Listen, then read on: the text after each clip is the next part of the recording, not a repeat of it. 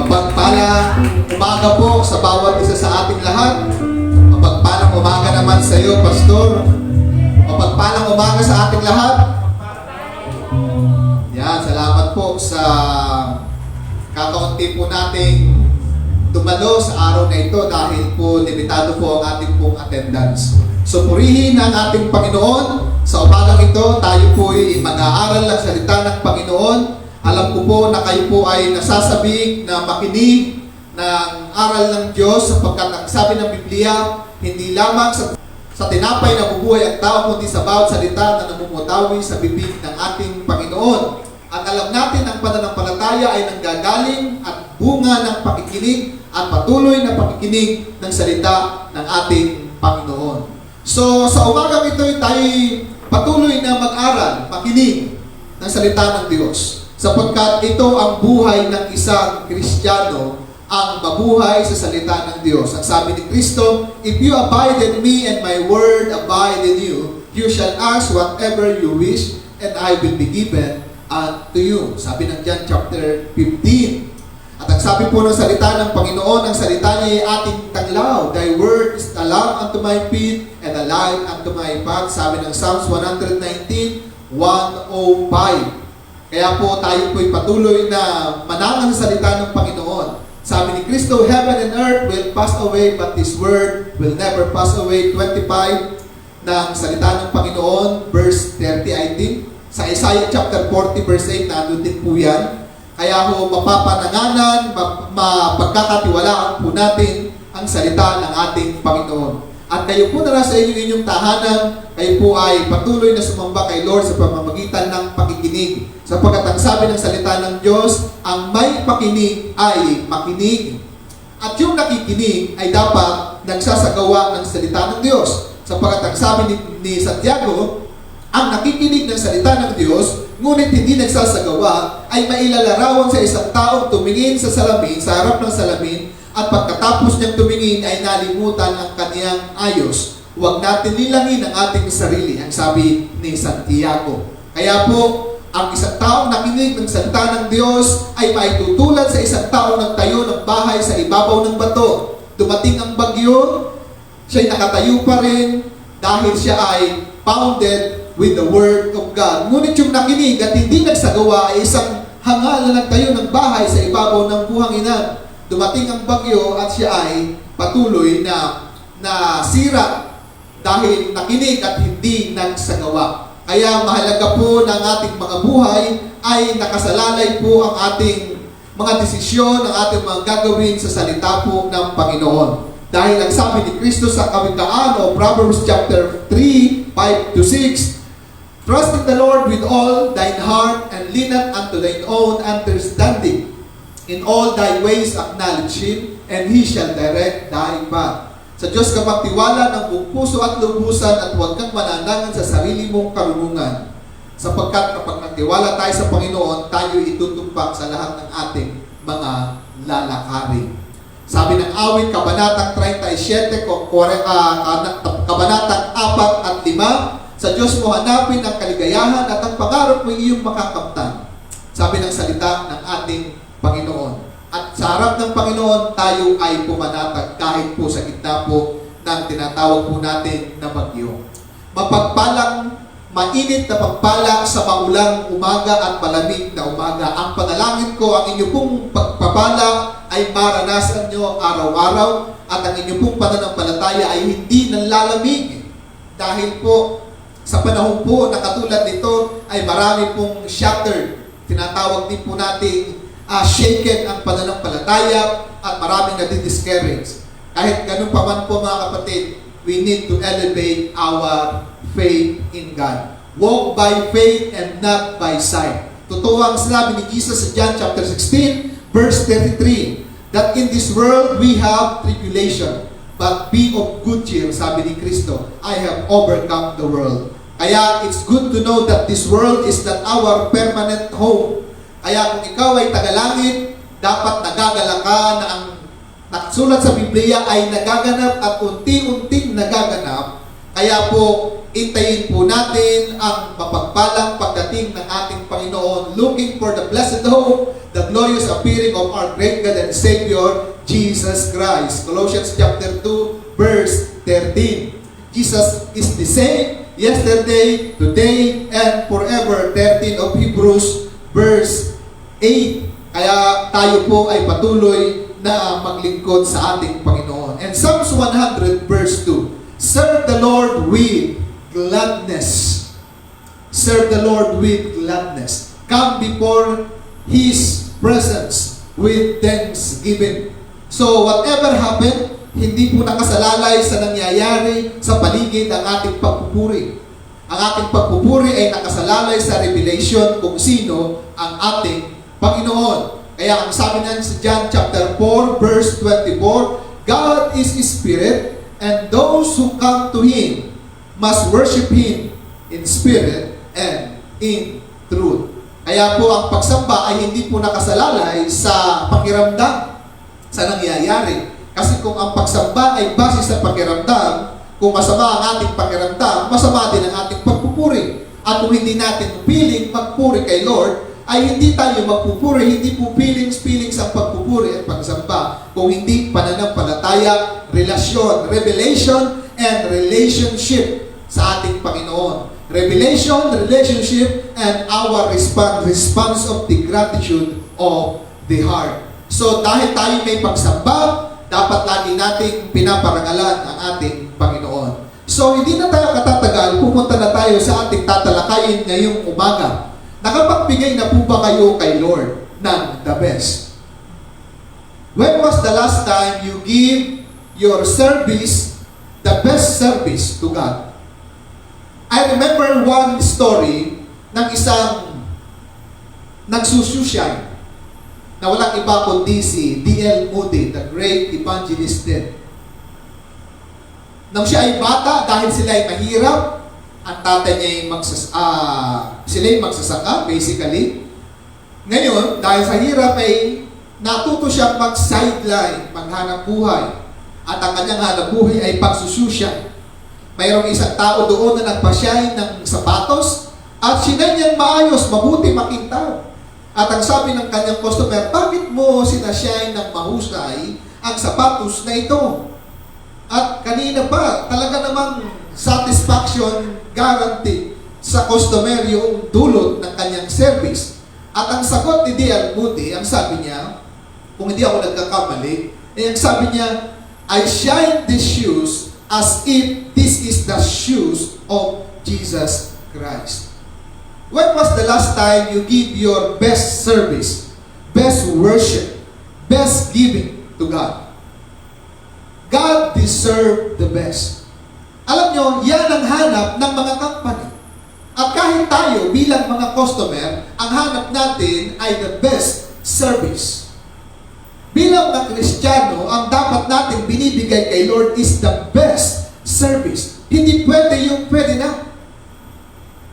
Imagine that if you are a employee of certain company and you are not giving your best, what the company should do to you? Ano ang dapat niyang gawin sa iyo? And kung ako may-ari, I fired you. Kung ako may-ari, ha? Kasi, you give the best service to the people, the best employee must be in that service. Tama po ba, mga kapatid? So si God, binigay niya yung the best sa atin. For God so loved the world that He gave His only begotten Son, that whosoever believeth on Him shall not perish, but have everlasting life. He gave His best for all of us. God is the best example of giving His best. So today, I ask you a question. When was the last time you give your best to God? Best worship, best service, best na pag-aaral ng salita ng Panginoon. Kasi mayroon pong ibang tao, apektado po ng sitwasyon kapag halimbawa kakaunti ang nakikinig, hindi na mag-aaral ng salita ng Panginoon. Mayroon po kasing grabe mag-aaral ng salita ng Panginoon kapag ka maraming tao at kapag ka iisa, okay na muna yung devotion. and sad reality of some Christians. Dapat po, we need to give our best whether may nakikinig or wala. Because we live with one audience. It's no other than our God. I remember one story again na kinapakinggan ako nag-aaral sa Bible School through my professor Ezekiel sa aming theology. Mayroon po doong isang manunugtog ng violin. At dahil sa kanyang pagtugtog, talagang napakahusay niyang tumugtog ng violin. Siya ay nagkaroon ng concert at maraming tao ang pumunta, pulpak, punong-puno, ang isang auditorium, isang malaking lugar. At nandun yung kanyang guro, yung teacher niya, yung kanyang maestro. Siya ay tumugtog ng buong husay, ang mga tao nagpalakpakan, nagtayuan, standing ovation. Tinignan niya yung kanyang master, yung kanyang maestro, at parang malungkot pa rin ang kanyang maestro. Tumugtog pa rin siya ng buong husay, ang mga tao na naman tuwag-tuwa, nagtayuan na naman, standing ovation, palakpakan, sigawan. Tinignan niya ulit ang kanyang maestro, hindi tumayo, hindi pumalakpak, parang hindi nasigahan. Sabi niya sa kanyang sarili. At sa pangatlong pagkakataon, tumugtog siya ng buong husay. Ang mga tao, hindi natuwa, hindi tumayo, at ang sigaw, boo! Boo! Tinignan niya ang kanyang master, malungkot din, hindi pa rin nasiyahan. Bakit po? Bakit po? Alam niyo po kung anong dahilan? Ginagawa niya kasi yung kanyang pagtugtog dahil doon sa mga taong nanonood. Hindi dahil sa kanyang maestro. Pinuntahan niya yung kanyang maestro, nagkaroon ng tinatawag na break. Tinanong niya ang kanyang maestro, teacher, hindi po ba kayo natutuwa sa aking ginagawa? Sabi ng kanyang maestro, mayroong kulang sa iyong ginagawa. Ano ang kulang? Ang sabi niya, hindi mo ginagawa ng buong puso ang iyong pagtutulog. At unti-unting bumagsak ang luha ng kanyang estudyante. Ano po ang point? Giving our best comes from our heart. Now, let us go now to our topic for today. Elevate your faith by giving your best. Balikan ko ulit yung kwento. Mga kapatid, sabi ng Bible, in everything we do, do it in love. And that is doing our best. We will give account to God someday. Ngayon pa lang, husayan na natin. Hindi yung pwedeng, wala naman ako natatanggap. Hindi yung pwedeng, wala naman akong the best na ganito. Hindi ho. Kung yan ay buong puso natin ginagawa, and that is the best for God. Elevate your faith by giving your best. That is our topic for today. Our subtitle, God deserves the best in you, not the beast in you. Again, God deserves the best in you, not the beast in you. Magkaiba po yung best at saka po yung beast. Pag sinabi pong beast, worst. Meron talagang worst service. Meron talagang worst na ginagawa. Pero take note of this. God is worthy of our very best. Let us open our Bible in Hebrews chapter 11 verse 4. Continuation of our series ng Elevate Your Faith.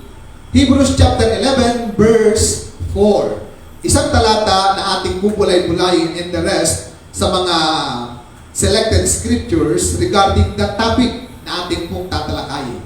Basahin po natin Hebrews chapter 11 verse 4 sa ESV translation. By faith Abel offered to God a more acceptable sacrifice than Cain, through which he was commended as righteous, God commending him by accepting his gifts. Ibig sabihin, marami siyang binigay. And through his faith, though he is dead, he still speaks. Again, basahin natin. By faith, Abel offered to God a more acceptable sacrifice than Cain, through which he was commended as righteous, God commending him by accepting his gifts. And through his faith, though he is dead, he still speaks. Let us pray. Panginoon, salamat po sa pagbabasa ng iyong buhay at makapangyarihang salita. Dalangin namin through the lesson of the life of Abel ay matuto po kami, Panginoon. Because ang sabi mo sa iyong salita, ang mga nakasulat sa Biblia ay isinulat para sa aming ikakatuto, for our instruction and learning.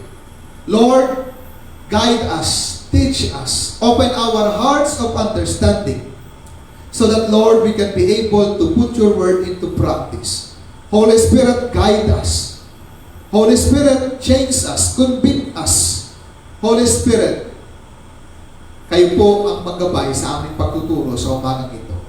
Lahat po ng aking sasabihin ay makapagbigay ng karangalan, kapurihan sa iyong pangalan, at kalakasan, review sa mga hindi mananampalataya, at kalakasan sa mga mananampalataya, at higit sa lahat, Panginoon, pagbabago ng buhay sa lahat ng mga makikinig. Dalangin po namin ito sapagkat ang salita mo ay makapangyarihan. Ito ang aming panalangin sa ngalan ni Jesus. Amen and amen.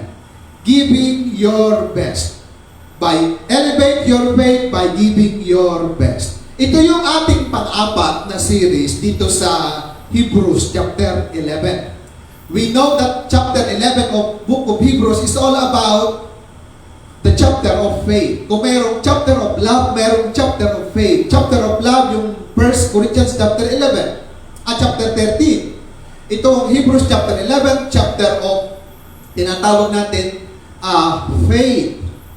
Kaya po napaka-importante po na maintindihan natin yung pagbibigay ng the best. Hindi natin kakatagalan. Ang question po natin dito, saan galing itong history na ito? Ang history po na yan ay galing po sa Book of Genesis chapter 4. Nagkaanak si Adan at si Eva ng dalawang anak na lalaki. Una ay si Cain, si Cain at saka si Abel ang bunso.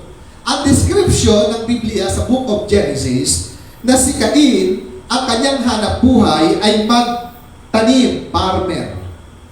Itong si Abel, ang kanyang hanap buhay ay livestock, pag-aalaga ng tinatawag natin ng mga animals during those time. Magkaiba ang kanilang larangan ng hanap buhay at magkaiba ang larangan ng kanilang pag-aalay.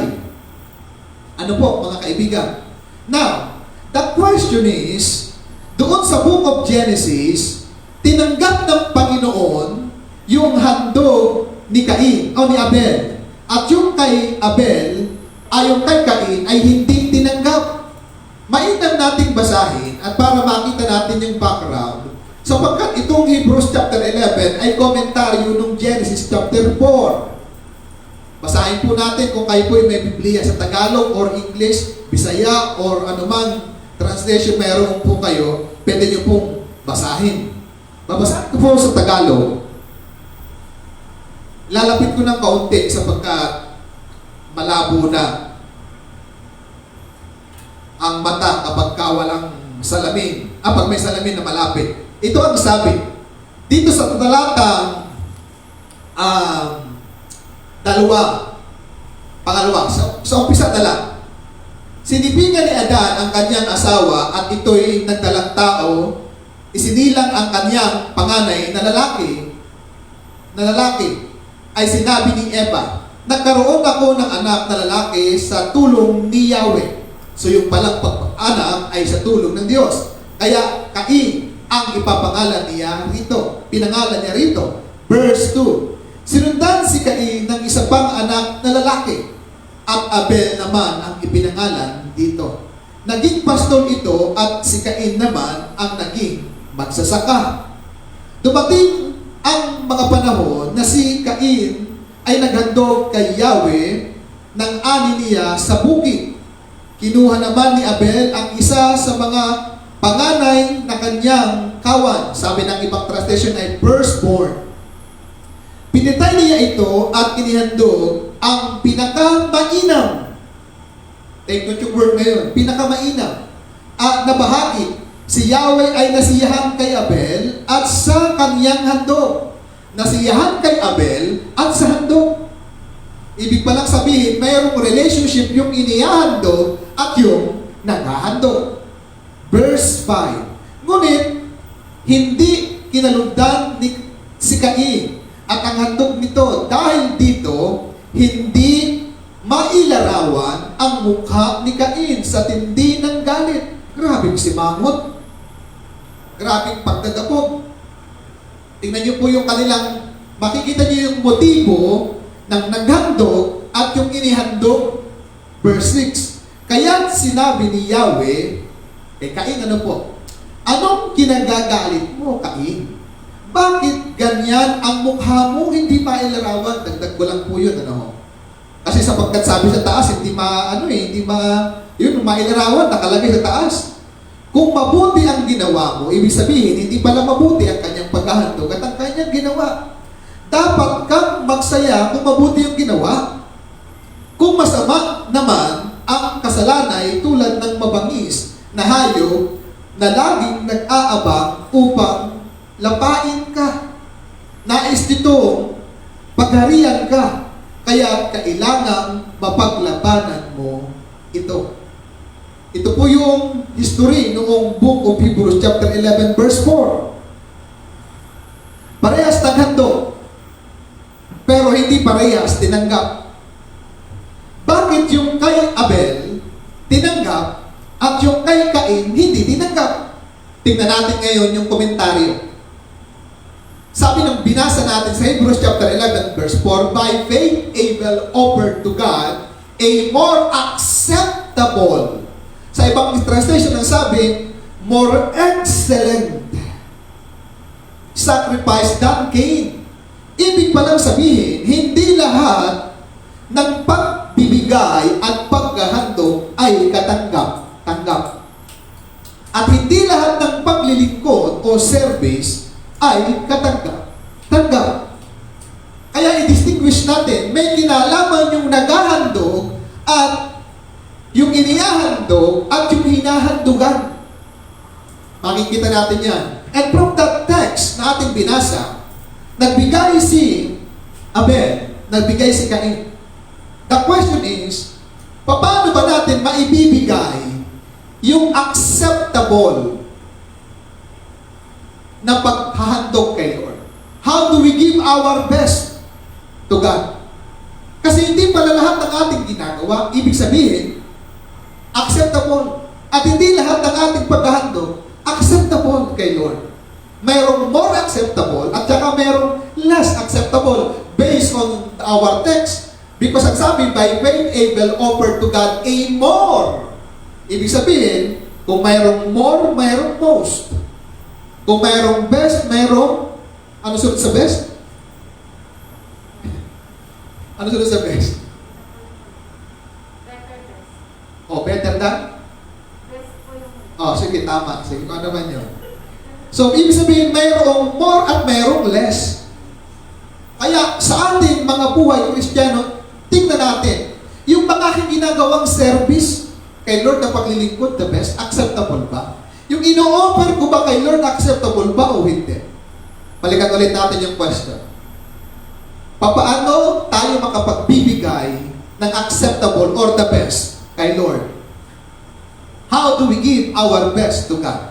I'll give you at least 3 important things or principles or truths na ngayong umaga para maibigay natin yung ating the best. Number 1, from our text.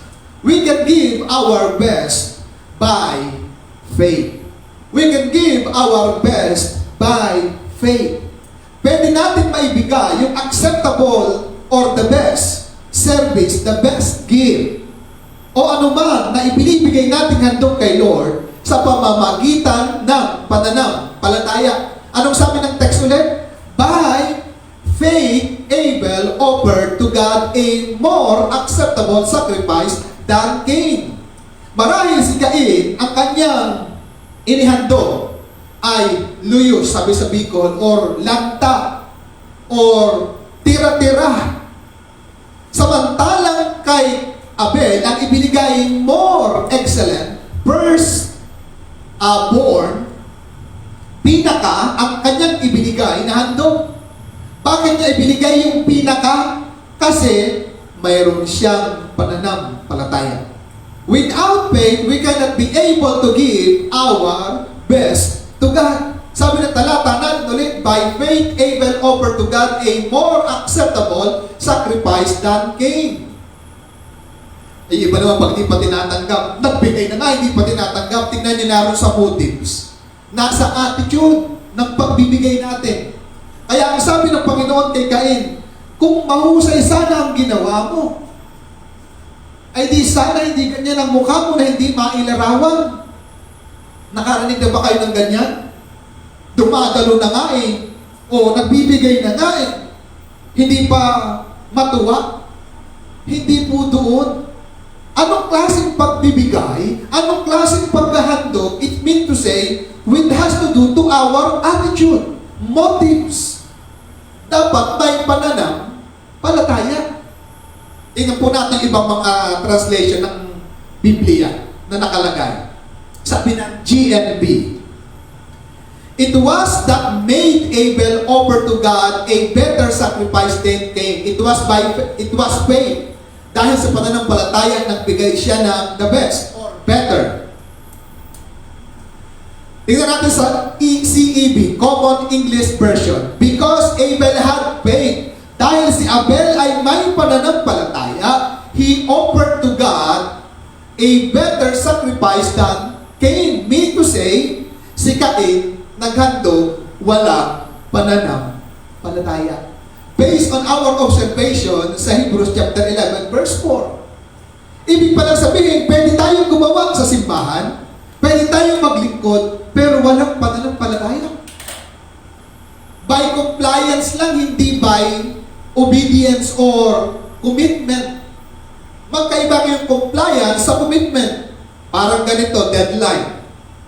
Magkukomply ka kasi deadline, eh di magkukumahog ka. Kasi para makomply mo yun at hindi ka ma-zero compliance. Pero kung commitment, grabe yan, malayo pa lang.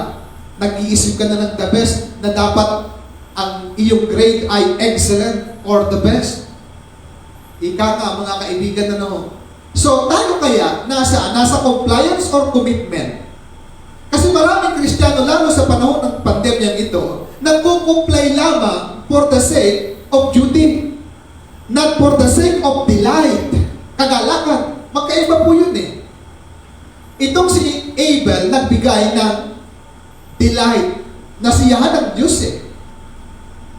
Anong sabi ng ibang translation? Sa God's Word translation, faith lead Abel to offer God a better sacrifice than Cain's sacrifice. Yung walang pananampalataya, nawawala-wala. Yun ang magli-lead sa atin para magbigay ng the best. Sabi ng ibang translation naman sa ERV, Easy to Read version, anong sabi? God, Cain and Abel both offer sacrifices to God, but Abel offer a better sacrifice to God because, yun yung dahilan, he had faith. God said he was pleased, natuwa ang Diyos, nagkaroon ng kagalakan with what Abel offered. And so God called him a good man, righteous man, because he had faith. Ibig palang sabihin, nagiging matuwid tayo kay Lord sa pamamagitan ng pananampalataya at nagiging approve tayo kay Lord at maging yung ating hinahandog kung ang ating puso tayo may pananampalataya kay Lord. At anong sabi? Abel died But through his faith, he is still speaking. Sa madaling salita, naging example si Abel sa pananampalataya. Yan ang unang-unang ibinigay na heroes of faith in the Bible. Unang-unang taong nag-alay ng may pananampalataya kay Lord. At yung isa worse. Along the way, makikita po natin, be sensitive sa sinasabi ng Panginoon sa kanyang salita. Kung yung ating binibigay na service, yung binibigay na offering, o binibigay na paglilingkod, the best ba o hindi? Now, nakita po natin, makapagbibigay tayo ng the best kay Lord kung tayo ay may pananampalataya. At yan ay nakapagbibigay ng kasiyahan sa ating Panginoon. Kaya napaka-importante yung pananampalataya. So, paano malalamang may pananampalataya ka? You gave your sacrifice, says by faith. By faith. Bakit po? Tingnan po natin yung ESV translation naman. Meron po yan para palit-palit.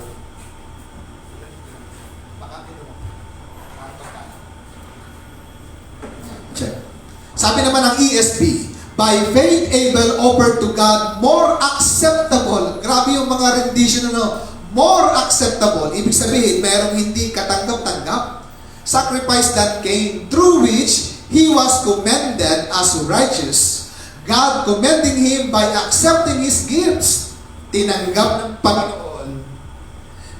ng Panginoon yung handog sapagkat yung naghandog katanggap-tanggap.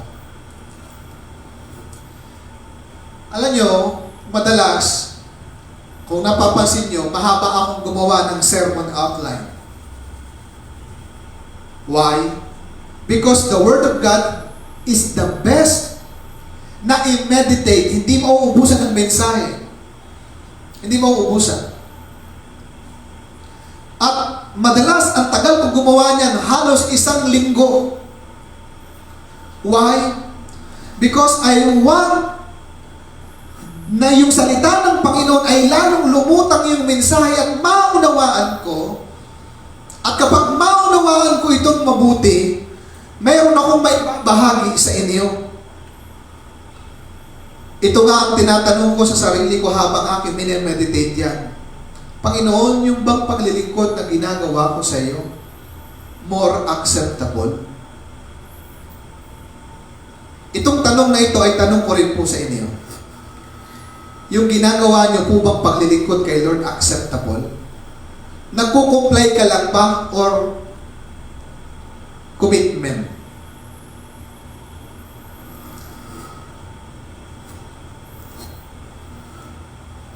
Kasi kung compliance, pwede kang mag-comply at hindi. Pero kung commitment, gagawin mo kahit hindi ka obediente. Magkaiba. Yung isa, pag interested lang, yung isa, whether umulan o umaraw, pakiramdam ko man ay hindi, I'll do it. That is commitment. Now, I'll give you example in the Bible na nagbigay mamaya. Sabi ng Romans regarding faith, anything that is not based on faith is sin. So sa madaling salita, anything na meron tayong gagawin sa ating buhay-buhay bilang isang Kristiyano na hindi base sa pananampalataya, anong sabi ng Biblia? Kasalanan. Hindi po ako may sabi. Sabi ng CEB version, Common English version, because anything you do against your beliefs is sin. Ano po bang pananampalataya natin sa Diyos? Nakukuha po ba natin yung mensahe? Kung ang pananampalataya natin kay Lord God is worthy, God deserves the best, aba, dapat pala, ang ginagawa kong paglilingkod, the best din. Ngayon kung ang pananampalataya natin kay Lord, okay lang yan. Kapatid, nagkakamali tayo along the way, makikita niyo po. At maunawaan niyo po. Kasi may mentality tayo, nakaisipan ganito, maunawaan naman ako ng Diyos. ayusin. Kaya ito lang muna. Alam ko makikita niyo po habang akin pong ini-expound itong ating tinatalakay ngayong umaga. Now, kung hindi po sa pananampalataya, kasalanan ang sabi ng Biblia. Sabi ng CEV translation, because anything you do against your beliefs. Ibig sabihin, may mga ginagawa tayong against our beliefs. Remember this. Kung ano yung ating pinapaniwalaan, yun tayo nagbibehave. We behave what we believe. We value, doon ang gagaling yung value, habit, discipline. Kaya kung ang ating value sa isang bagay mababa lang, yung ibinibigay natin na paglilingkod, mababang paglilingkod lang din. Hindi the best. Ngayon, kung ang tingin natin sa ating sarili mababang value, chances are, at hindi rin chances, mababa rin ang ibibigay mong value at pahalaga sa mga bagay na ating ibibigay. Kaya, more excellent ang binigay and acceptable ni Abel. At itong si Cain, marahil tira-tirang gulay, tira-tirang prutas. Diyan natin makikita na hindi lahat ng paglilingkod acceptable. At hindi lahat ng ating ginagawa base sa pananampalataya. Ay kung base sa pananampalataya, ano ho? Lahat ng ating gagawin, may katalakan, mayroong eagerness, at mayroong tinatawag natin na pagpupursige, eagerness, pagpupursige. Now, I'll give you example in the Bible mamaya. Sabi ng King James naman, in-expound natin yung iba-ibang rendition. Sabi ng King James Version, for whatsoever is not of faith is sin. Hindi nagbago. Anong sabi ng Biblia? Bakit kasalanan kung hindi pananampalataya lahat ng ating paggawa? Sabi ng Hebrews chapter 11, the chapter of faith, verse 6, but without faith, it is impossible to please. Hindi pala matutuwa ang Panginoon kung tayo ay gumagawa ng walang pananampalataya. At hindi rin tayo makokomend ng Diyos at masisiyahan ng Diyos kung hindi tayo nananampalataya at gumagawa ng may pananampalataya, nagbibigay ng may pananampalataya, naglilingkod ng may pananampalataya. Sapagkat sinabi ng Biblia, kasalanan pala kapag tayo ay hindi nabubuhay sa pananampalataya. At against our belief, kung hindi natin ginagawa yung the best. Because God deserves the best. Now, I'll give you example, several example in the Bible, na nagbigay ng the best gifts or offering nila kay Lord. One is the widow of Sarepta sa 1 Kings chapter 17, 8 to 16. Ikikwento ko na lang sa inyo. Pero basahin nyo rin po. Nagkaroon ng famine sa lupain during those time. At inutusan ng Panginoon itong si Elijah na pumunta doon sa lugar na yan, kung saan may taghirap. Ang sabi ng Panginoon, pumunta ka doon sa lugar na yon, papainumin kita doon, mayroong carrot brook doon or batis doon. Dumating yung punto na tuyo din, pinapunta naman dyan sa Sidon, sa widow of Sarepta ng Sidon. Now, ang sabi ng Panginoon, pinauna na, pinapupunta kita doon sapagkat yung widow doon, inutusan kung pakainin ka, sabi ng Diyos. Imagine, may provision agad si Lord, kailangan lang sumunod ni Elijah. Now, pagdating niya doon, nakita niya itong babae ito namumulot ng stick, paggatong. At nang makita niya, sinabihin niya yung babae, siguro nakita talaga sila, ang sabi ng lingkod ng Panginoon, marahil, oy babae, hindi pa naman sila magkakilala. Pwede bang bigyan mo ako ng tubig na iinumin? Aba, ay kukuha ng tubig. Hindi lang tubig, bigyan mo rin ako ng tinapay. Napaka-demanding hindi pa kayo magkakilala.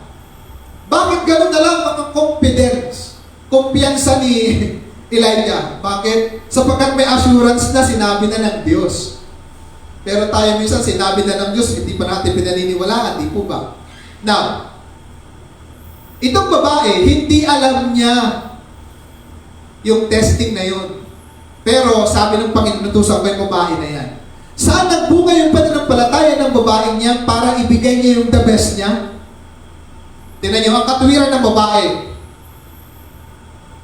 Sir, Ginoo, wala na po kaming maibibigay na marami. Para praise. Yung amin pong mantika, kapatak na lang, handful of flour, kaunti na lang. Kung baka iniisip niya, kaunti na lang, ihingin mo pa. Di po ba? At saka sino ka naman para bigyan? Napaka-demanding mo naman. Kung ako yun ano po, di ba nga tayo magkakilala, hihingi ka agad? Nakakataka rin yung iba yan, lalo sa Facebook. Hindi pa kayo magkakilala, hihingan ka agad ng pera. Ay pag ganyan, di ko, bahala ka dyan. Unfriend kita. Manghihingi ng Gcash. Di ba kayo magkakilala, manghihingi agad ng ganon? Ano ka muna ng rapport? Ika nga. Eh ngayon, anong sabi? Umuwi ka, magluto ka. Kakain ka, pati ang iyong sambahayan. Aba, nagbunga ng pananampalataya. Sumunod. Anong karugtong? Verse 18.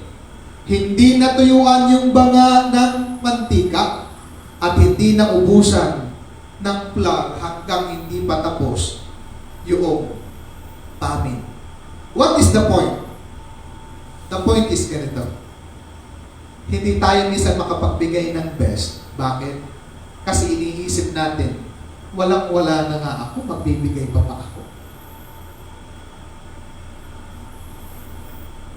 Walang-wala na nga kami, yung pamilya ko, wala na nga makain, magbibigay pa ako ng best. Alam niyo, madaling magbigay kapag ang dami-dami natin pera. Ang dami-dami natin kayamanan. Mayroon pang matitira. Ay, papaano kung yan na lang? Magbibigay ka pa ba kay Lord o hindi? Take note, ang binigyan lingkod ng Diyos. Take note, ang sabi ng Panginoon, Elijah, inutos ang babae niyan. Kaya ang lakas ng loob ni Elijah. Pero yung babae, tinitesting ni Lord. Sumunod naman. In fact, nandiyan din po sa Heroes of Faith yan. Sa chapter 11. Kung babasahin niyo pababa, nandoon. Ano po ang point?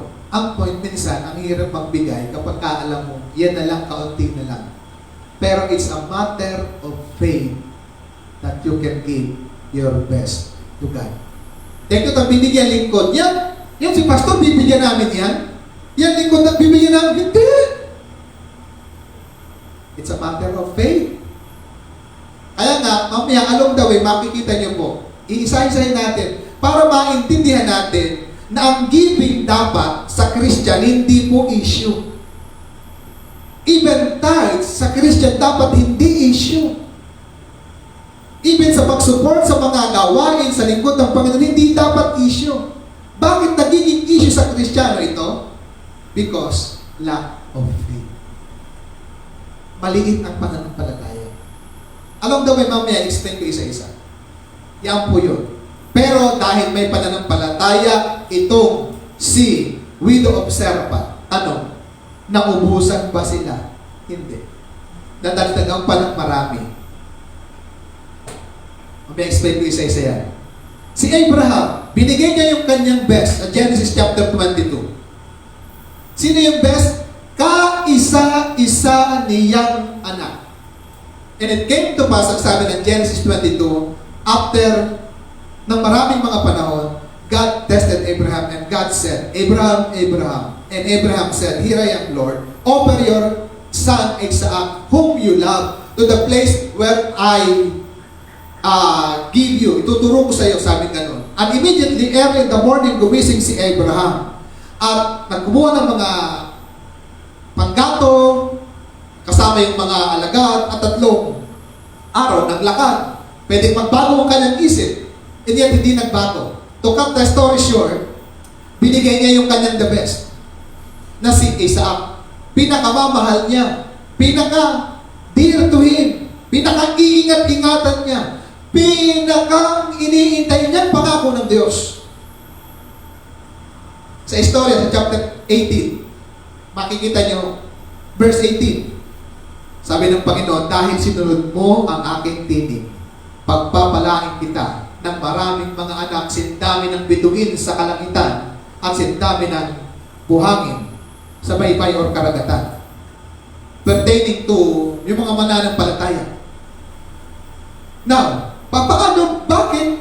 What inspires Abraham to give his best to God? Siyempre yung faith. Natural yung faith. Alam niyo po, habang minemeditate ko, ito yung insight na nakita ko. Binigay ni Abraham yung best niya kay Lord.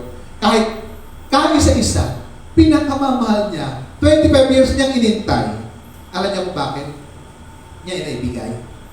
Mas mahal niya yung nagbigay kaysa ibinigay. He loved the giver more than the gives.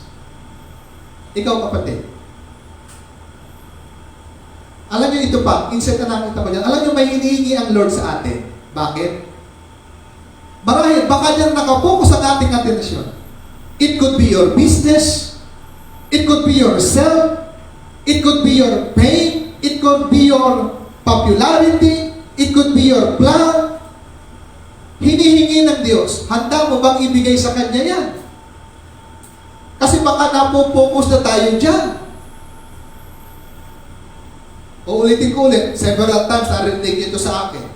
Baka nalilimutan niyo. Di po ba nung wala tayong trabaho, napakarugtog natin dumalo sa gawain at manalangin? Di po ba? Naalala niyo yun? O hindi niyo na naalala? Papalala ko sa inyo. Sister, ipag-pray niyo po ako. Pastor, ipag-pray niyo po ako.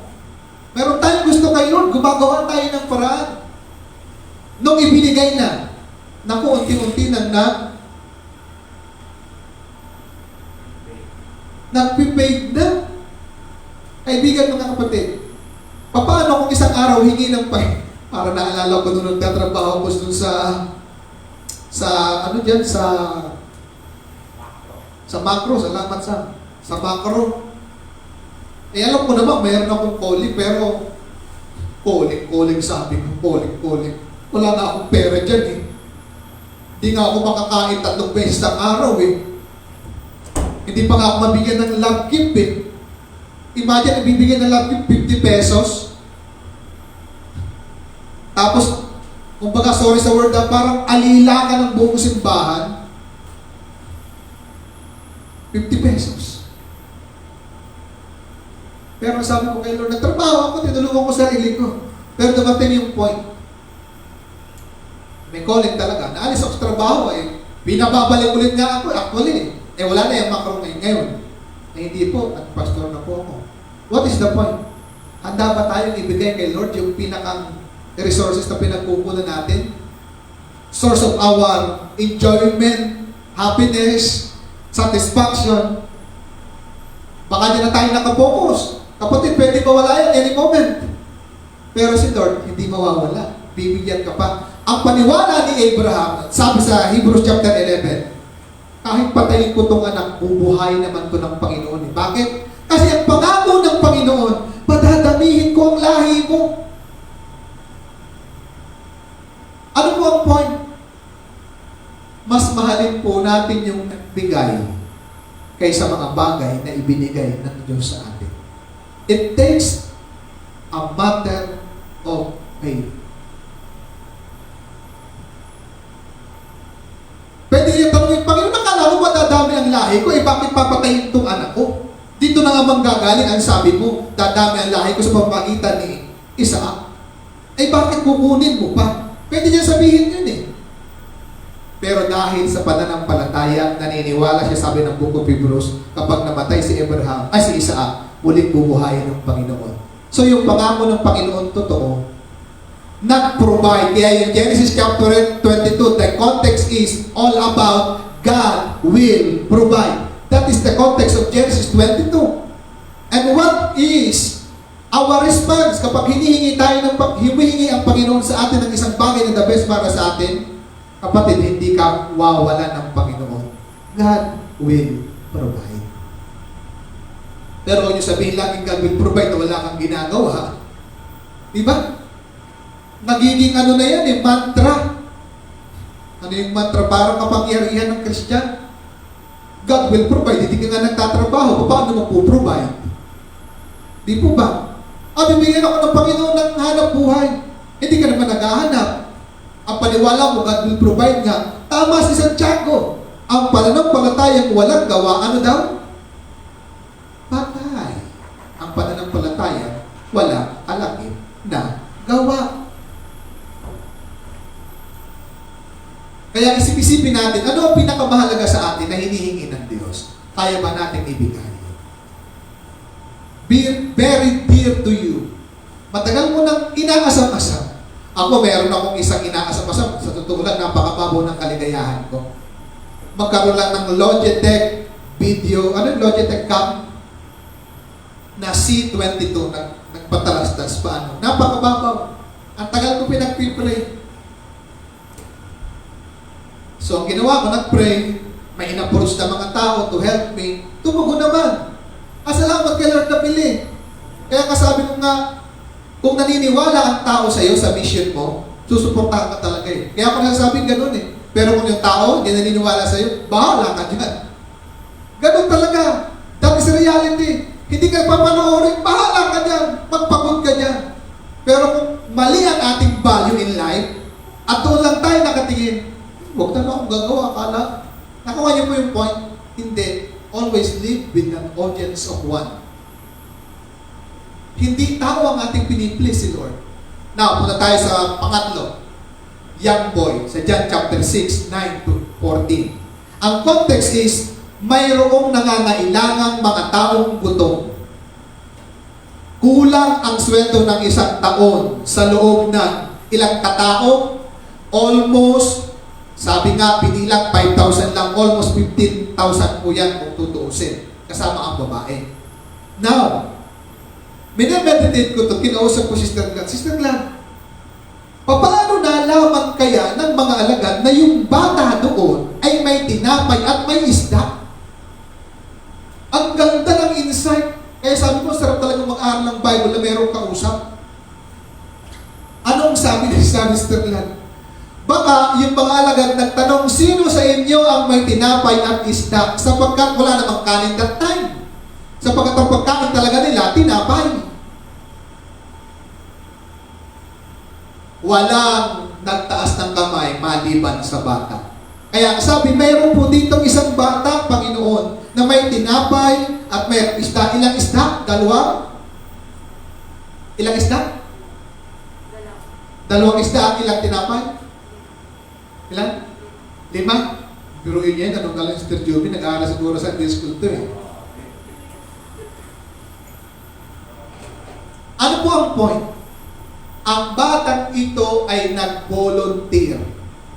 He gave his best.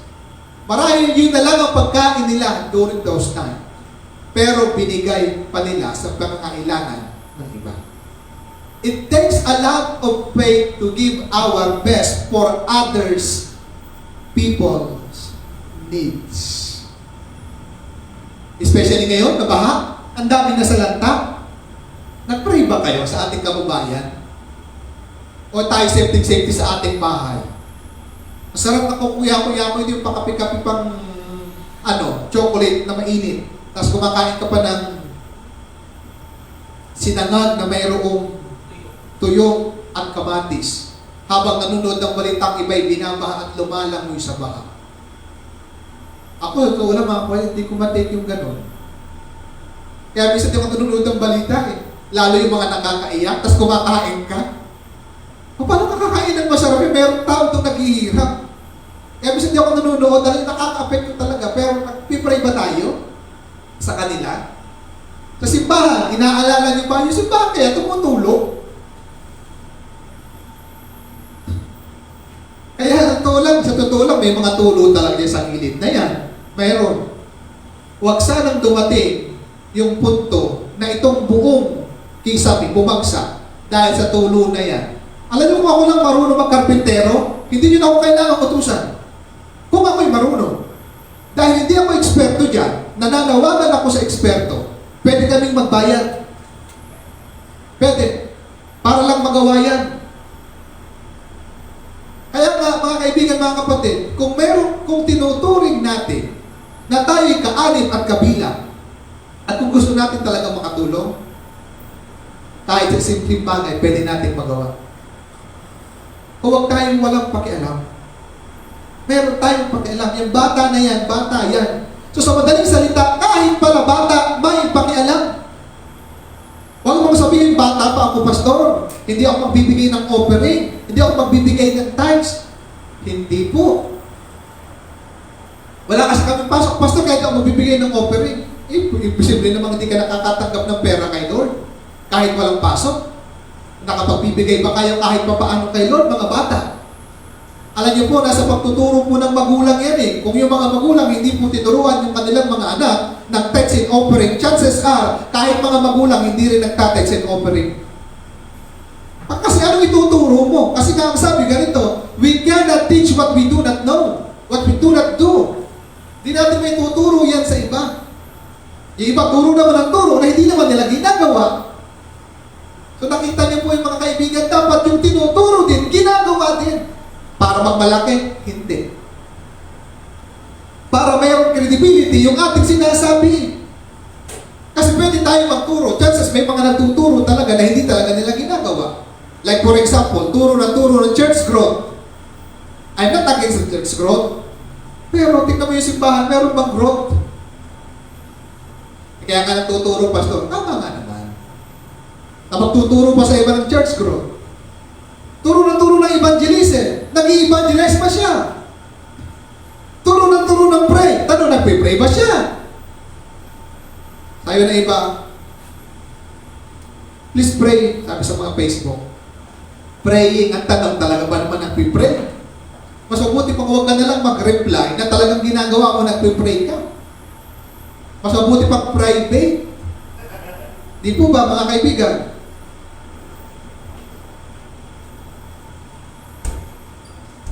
Ano pa? Turo ng tithes and offering. Yung pala, hindi nagpa-tithes and offering. Maraming ganyan. Turo ng revival. Yung iba wala na palang revival sa kanyang buhay. Hindi ko sinasabing hindi masyadong magturo niyan. Kaya lang ang point, yung tinuturo dapat ginagawa din. Hindi para magmalaki. Para meron tayong kredibilidad. Hindi para magyabang. Nakuha po natin mga kapatid. Kasi yung mga Pariseo at Eskriba, yan ang number 1. Nire-review ng Panginoon. Sabi ng Panginoon, turo kayo ng turo sa iba, hindi nyo naman ginagawa, pinapahirapan nyo ang iba. Turo-turo kayo ng kabanalan, pero kayo punong-puno ng kabulukan. Para kayong nityong maputi sa labas, pero ang loob punong-puno ng kabulukan. Imagine that. Grabe ano. Kaya kung titignan niyo po yung Bible, grabe, sapul talaga. Hindi nagbibiro ang Biblia. Hindi paligoy-ligoy ang Biblia. Straight to the point. Kaya po, pwede po natin mabigay ang best sa pamamagitan po ng pagbo-volunteer natin. Ang batang yan nagbigay ng kanyang best, he volunteer. Yung tinapay niya, yung isda niya. Anong nangyari sa istorya? Dumami yung kanyang ibinigay na kakaunti. Balikan natin yung babaeng Seraphat. Sa tingin nyo kaya, kung hindi sila nagbigay, dumami kaya yung kanilang kakaunti? Ang sagot, hindi. So, wag pala nating mamaliitin kung anong mayroon tayong maliit dyan. Sapagkat kapag ibinigay mo yan sa gawain ng Diyos, pinagamit mo sa gawain ng Diyos, palalaguin, pararamihin ng Diyos. Ako nga nagtataka kung sino pa yung mga walang-wala. Sino pa yung mapagbigay? Sino pa yung galante? At kung sino pa yung ang dami-dami? Naku, napakakuripot. Matindi pa sa Kalamay at Belekoy. Ano pa yung tinitindi dyan sa ano? Sa Binondo? tuwing bagong taon, Chinese New Year? Tiko? Tikoy. Tikoy. Tikoy? Tikoy. Matindi pa doon. Ang ganit, parang goma. Napansin niyo po, pagka, huwag po kayo magagalit ha, to give you illustration. Kapag bibili tayo ng mamahaling cellphone, pinag-iipunan natin. Ako nung kaulan, di mahilig sa cellphone. Yung asawa ko lang siguro dahil naaawa sa akin. More prayer lang naman ako lagi eh. Kasi pag may pera na ako, sayang eh. Pero mali din, kung kailangan sa ministry, bibili tayo ng cellphone, the best. Mahal yan. Pag mayroon tayong pupuntahan, mag-iipon tayo. Magsasama tayo. Bakit kaya pag sa gawain, hirap na hirap tayo? Napasin nyo? O ito, meron po tayong kontribusyon. Magkano? Napakamahal naman. Pero kapag ka may puntang ibang bansa, meron puntang outing kung saan-saan, walang mahal-mahal, all out. Only 7 days. Di po ba? Pero pag kay Lord, saka na lang po, Pastor. Napasin niyo? Another example, the widow's mite, Luke chapter 11, 21, 1 to 4. Nag-offering sa temple. Pinanood ng Panginoon mga alagad yung lahat na naguhulog. Kasi po, noon, ang kanilang offering box, hindi katulad ng offering box natin na karton na hindi naririnig kapag kabarya ang inulog. Sa kanila, parang yung jar, pag naghulog ka ng barya, grabe ang kalansing. Ang ingay. Kaya may sabi mo, ang binigay, maliit lang. Yung mga iskriba pariseyo, kung ang bigay, galante, pinapakita talaga ng tao, walang ingay yan. Pero sabi ng Panginoon sa mga alagad, hindi kayo tingnan nyo yung babae. Yung widow. Pinanood nila. Nagbigay. Narinig nyo? Walang word doon na. Opo, pag narinig namin, sa tingin nyo, sinong masigit na pinagpala? Sabi ng Panginoon, mas pinagpala ang babaeng yan sapagkat ibinigay niya ang lahat. Pati ang kanyang buhay. Kaisa-isa na lang yun, binigay niya. Ibig palang sabihin, sa pagbibigay natin kay Lord, pinagmamasdan tayo ng Diyos. At ipinagmamalaki pa tayo ng Diyos.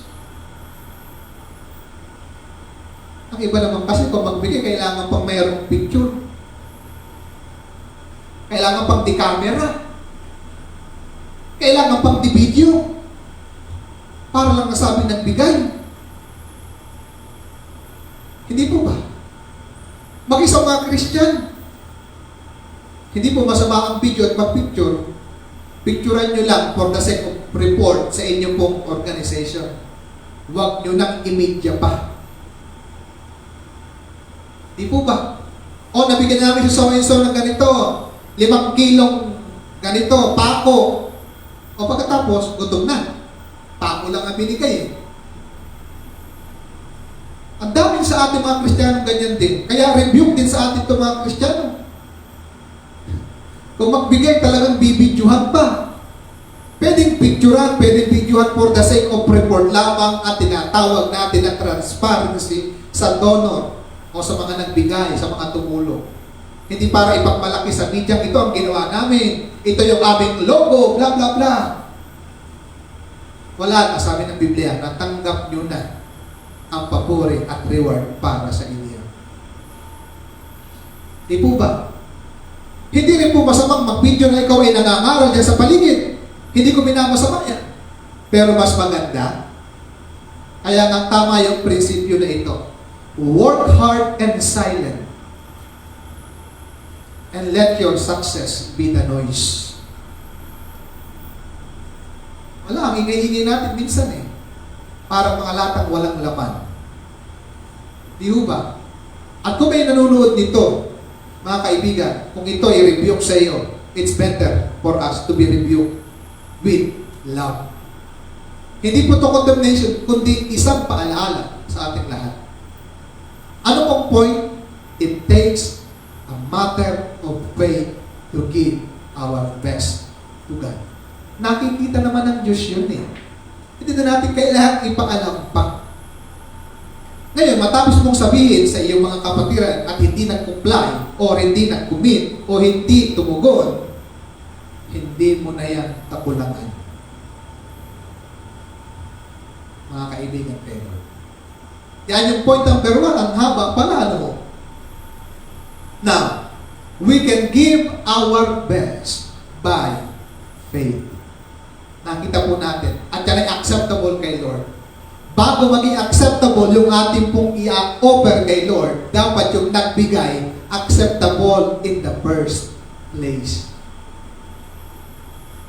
Tingnan nyo, yung mga tao kapag binibigyan mo yung mahal mo, di ba?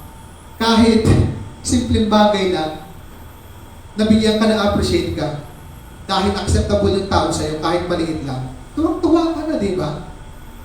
How much more kay Lord? Hindi po sa laki at sa liit, kundi sa ugali ng puso. Yan ang liliit ng iba ng binigay eh. Ugali ng puso. Hindi impressive sa tao. Pero ano nakaka-impress kay Lord? At ano yung nakakapag-express at nakag-delight kay Lord? Pananampalataya. Ay, ang laki-laki nga ng binigay natin, wala namang pananampalataya. Wala din. Mabuti pa yung maliit na may pananampalataya. How much more? Kung may pananampalataya ka na, malaki pa ang binigay mo. Wow! Impressive talaga. Kaya, give your best. Huwag mo sasabihin, malakas kaya. Di ako makapagbigay. Pag ganyan, wala ka talagang ibibigay. Number 2, we can give our best by honoring God for who He is in our lives.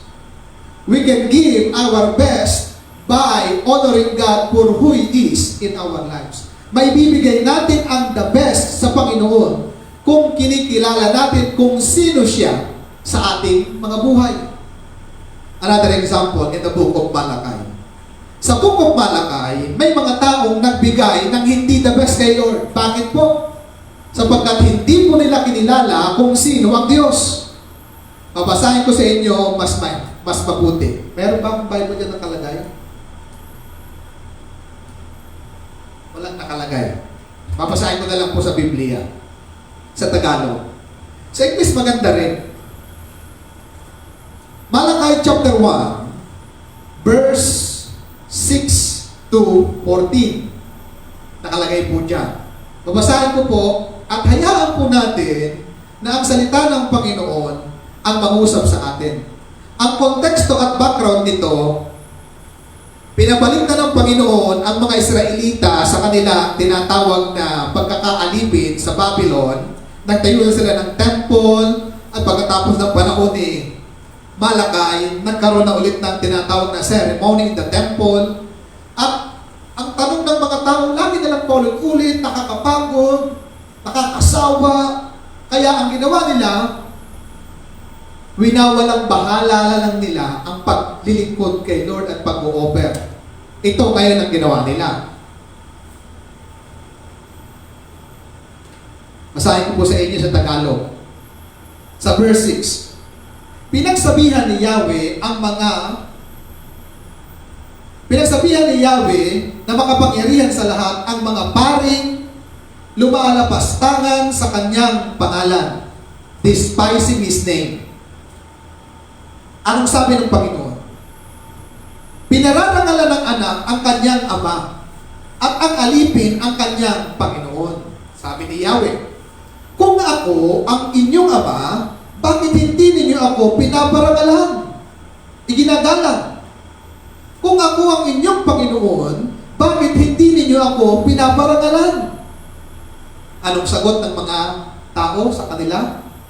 Nilalapastangan ninyo ako, ang sabi ng Panginoon, at pagkatapos ay tinatanong pa ninyo, sa anong paraan namin kayo nilalapastangan? Nangatuwiran pa. Alam niyo, may yung mga nangangatuwiran na baluktot. Minsan, totoo lang, dapat nalang manahimik, nangangatuwiran pa. Anong sabi?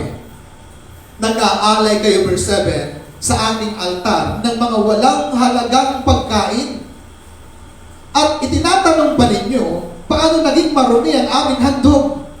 Hindi Sabi doon, hindi hinahamak ninyo ang aking altar. Verse 8. Sa tuwing naghahandog kayo sa akin ng mga hayop na bulag, pilay, o may sakit, subukin ninyong maghandog ng mga ganyan sa inyong gobernador. Matutuwa kaya siya sa inyo at ibibigay ang inyong kahilingan? Verse 9. Magsumango man kayo sa Diyos, sabi niya, ay hindi niya kayo papakinggan. Kung ganyan ang inihahandog ninyo sa Kanya, may kinalaman pala yung ginagawa natin. Now, anong sabi niya? Mabuti pa yung isara na ng isa sa inyo ang mga pinto ng templo at huwag na kayong mag-aksaya ng panahon sa pagsisindi ng walang kabuluhang apoy sa ibabaw ng aking altar. Hindi ako nalulugod sa inyo at hindi ko tatanggapin ang anumang handog ninyo sa akin. Alam niyo, natigilan ako dito. Ako inaluha habang binabasa ko ito. At ang tanong ko sa sarili ko, Panginoon, nalulugod po ba kayo sa akin? Nalulugod po ba kayo sa aking ginagawa? Nalulugod po ba kayo sa aking ginagawang paglilingkod, Panginoon? At ito'y tanong sa bawat isa sa ating lahat. Nalulugod ba ang Diyos sa iyo? Nalulugod ba ang Panginoon sa buhay mo? Nalulugod ba ang Panginoon sa paglilingkod mo? Nalulugod ba ang Panginoon sa iyong ginagawa? Tuloy natin ang basa. Iginagalang ang aking pangalan sa lahat ng mga bansa mula sa silangan hanggang sa kanluran. Nagsusunog sila ng insenso at ng aalay ng malinis na handog para sa akin. Ako'y ginagalang nilang lahat. Ngunit dinudungisan ninyo ang pangalan ko tuwing sinasabi ninyong walang kabuluhan ng aking altar. At anong sabi dito? Sa verse 16. Alon tayo. Sumpain. Sa verse 14. Sumpain ang sino mong nandaraya ng paghahandog sa akin ng hayop na may kapintasan. Gayong may pangako siyang malusog na hayop mula sa kanyang kawan. Ako'y isang haring dakila at kailangang katakutan ng lahat ng bansa. Ano ang point? Yung mga taga dito sa Malakay, nagbibigay ng mga leftover ng mga bagay-bagay na hindi po katanggap-tanggap. Ang sabi ng Panginoon, kahit anong pagsusumamo ninyo, hindi ko kayo papakinggan. Hindi ako nalulugod sa inyo. May mga pangako kayong magbibigay kayo, pero hindi kayo nagbibigay, ang sabi ng Panginoon. Sabi niya, habang aking binabasa ito, kaya ako tinagalog din. Sa English, maganda rin Tagalog, talagang direct, tago sa puso eh. Panginoon, ito ang magandang tanong natin dyan eh. Ino-honor ba kita kung sino ka sa buhay ko? Paalaala mga kapatid, lalo sa ating mga naglilingkod, lalo sa ating lahat na nandito sa simbahan, na naglilingkod, ginagamit ng Panginoon, huwag na huwag nating lalapastanganin ang Panginoon. Ni minsan, huwag na huwag nating gagawin yun. Bakit to? Lalo na sa loob ng simbahan. Bakit po? Pag nangyari yun, kaibigan, kahit anong gawin natin, hindi magiging katanggap-tanggap kay Lord. Paano pa yung pastor? Halimbawa lang po yung instrumento na yan. Ginagamit nating pagpupuri kay Lord. Tapos hahaluan mo sa practice ng mga kantang hindi katanggap-tanggap kay Lord. Tandaan niyo ito mga kaibigan, may espiritu ang mga kanta. Ako may mga kantang gusto na hindi po Christian. Sa tingin ko yung iba ha. Pero yung principle nun, ang ganda. Pero may mga kanta talaga namang super, hindi mo na kailangang isensor. Hayagang-hayagan. Kaya nga, ang sabi rin ng Panginoon, maging ang ating dila. Ginagamit natin sa pagpupuri, pero ginagamit din natin sa pag-alimura. Hindi. Nakupo ba natin mga kapatid? Kaya po, ang sabi ng mga Panginoon, kapag nagbasa kayo ng Bible, nangungusap talaga ang Panginoon. Kapag nangusap, lumuhod po kayo. Lumuhod tayo, Panginoon. Tama, natatamahan ako dito. Kagabi nga habang kayo nagpapractice dito, nang tumahimik na, Panginoon, alam niyo ito mga kaibigan, mga kapatid, paalala ko sa inyo. Di ba layo kayo pinapaalalahanan? Before the service, prepare, pray. During the service, prepare, participate, pray pa rin. After the service, participate, practice, pray pa rin. Lahat tayo na ginagamit ng Panginoon. Kasi kung hindi po ganyan ang ating value sa buhay bilang isang Kristiyano, chances are lahat ng ginagawa natin dito, compliance, duty. Hindi matutuwa ang Diyos. Igalang natin ang simbahan ng Panginoon. Mayroon pang iba na ginagamit sa kalaswaan ang simbahan. Hindi naman dito sa ating simbahan, ano po, sa the world. Yung iba, naku, hindi ko na kailangan sabihin at di kailangan sabihin. Isang sampol na lang itong nara sa Bible. Isa pa, si Eli at yung kanyang dalawang anak. Naghahandog sa Panginoon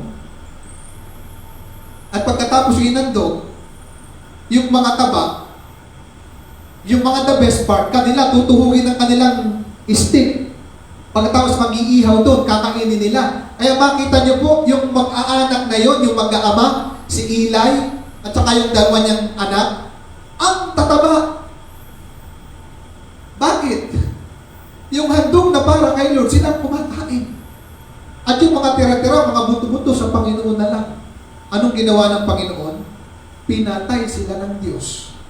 Tingnan nyo, kaseryoso yan. Kaya nga, tama ang Bible. If the Lord mark our transgressions, ang ating mga pagkakamali, sino kayang makakatayo sa atin dito sa harapan? At sino kaya makakapasok sa atin sa pintuan na yan? Na sa kunting pagkakamali natin, talagang patay na agad tayo ng Panginoon. Mga kaibigan, be serious sa inyong Christian walk with God. Especially when we are workers, leader in the church. Huwag nating babaliwalain ang ating mga paglilingkod kay Lord. Hindi po ako may sabi niyan, based sa Bible po yan. Kasi parang napapansin natin minsan, ang iba winawalang bahala po nila ang paglilingkod kay Lord, ang pagpapagamit kay Lord, ang pagsisilbi kay Lord. Huwag po kayo magagalit. Nababasa ko lang din po sa Facebook yung iba. Ayaw ko lang pong i-repost sa akin pong Facebook. Baka magalit po kayo at baka sabihin pinaparinggan ng iba.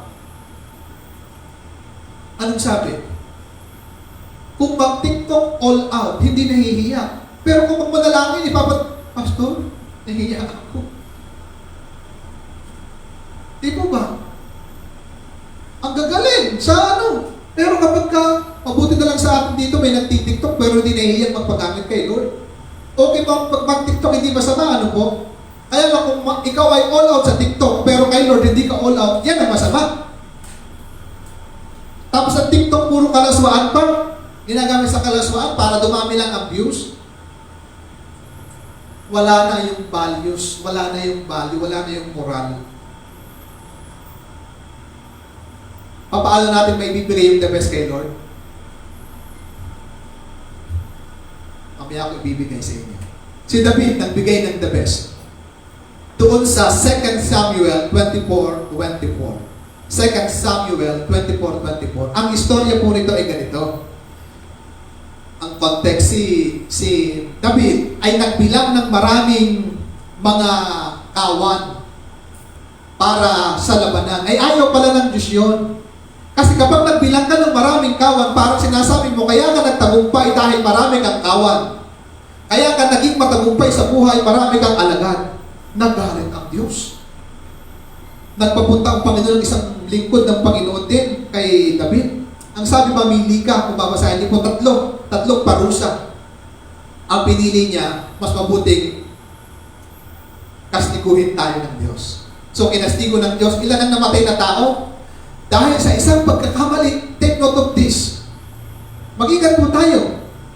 Dahil sa isang pagkakamali, 70,000 ang namatay na tao. Sa isang pagkakamali ng leader.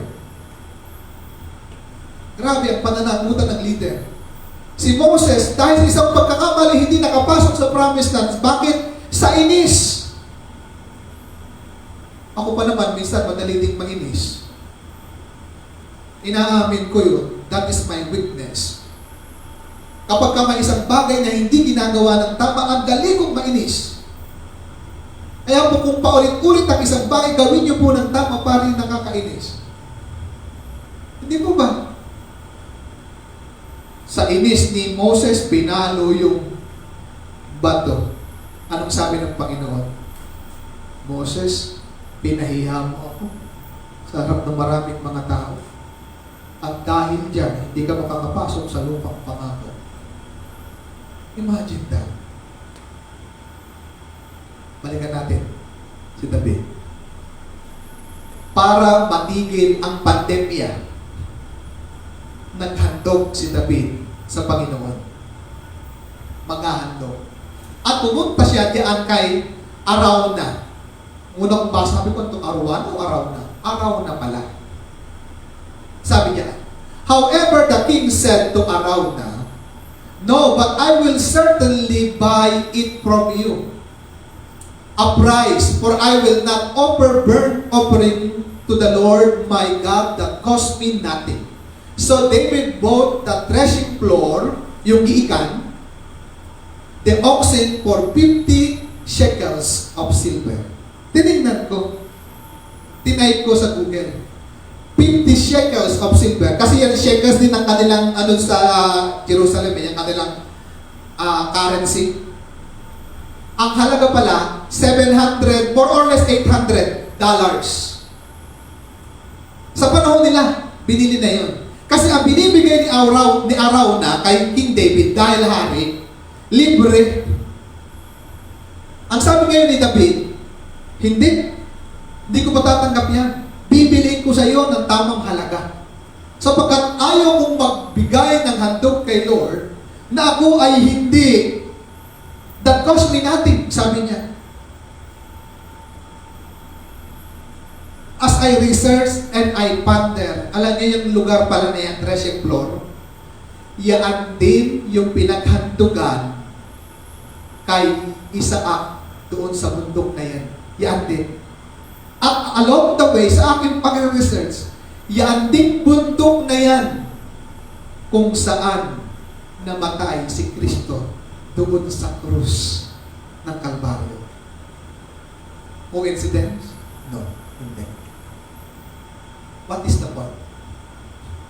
The point is, huwag kang magbibigay kay Lord ng the best or ng isang bagay na hindi ka tinatawag nilang that cost you nothing. Kaya mga Pilipinong hilig pa naman sa libre.